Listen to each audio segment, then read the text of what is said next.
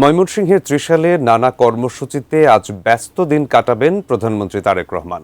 উদ্বোধন করবেন জাতীয় কবি কাজী নজরুল ইসলামের ১২৭তম জন্মজয়ন্তীর অনুষ্ঠান। এছাড়া ত্রিশালে শহীদ রাষ্ট্রপতি জিয়াউর রহমানের খনন করা বৈলরের ধরার খাল পুনর্খননের উদ্বোধন করবেন প্রধানমন্ত্রী।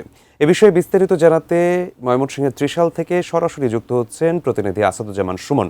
সুমন, আজ তো ময়মনসিংহের ত্রিশালে ১২৭তম নজরুল জয়ন্তী উদযাপনের জন্য প্রধানমন্ত্রী তারেক রহমান সেখানে যাবেন। আজকের প্রধানমন্ত্রী তারেক রহমানের সারা দিনের কর্মসূচি ত্রিশালে আপনার কাছ থেকে জানতে চাচ্ছি। আপনি যেমনটি বলছিলেন যে এই যে গণপ্রজাতন্ত্রী বাংলাদেশ সরকারের মাননীয় প্রধানমন্ত্রী তারেক রহমান ময়মনসিংহের ত্রিশালে আসা উপলক্ষে কিন্তু এই ত্রিশালে মানুষের মধ্যে এক ধরনের উচ্ছ্বাস আমরা দেখছি। তাদের যে দীর্ঘদিনের প্রতীক্ষা, সেটি হচ্ছে দীর্ঘ ২ দশক পর কিন্তু জাতীয়ভাবে এই ত্রিশালে জাতীয় কবি কাজী নজরুল ইসলামের যে জন্মজয়ন্তী সেটি উদযাপন হচ্ছে। প্রধানমন্ত্রী সকালে দুপুরে এসে এই যে তার বাবার যে খালটি ছিল ত্রিশালের বৈলরের ধরার খাল, এটি ১৯৭৯ সালে এই ধরার খালটি শহীদ রাষ্ট্রপতি জিয়াউর রহমান পুনর্খনন কাজের উদ্বোধন করেন।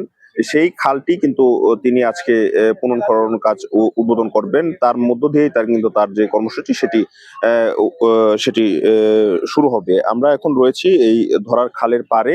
আমরা দেখছি যে এখানে প্রশাসনের পক্ষ থেকে কিন্তু বেশ তৎপরতার সাথে এই প্রধানমন্ত্রীর আগমনকে ঘিরে নিরাপত্তা চাদর ঢেলে সাজিয়েছে। এবং এই যে ত্রিশালের যে ধরার খালটি, সেটি কিন্তু এই খালের পাড়ের যে এই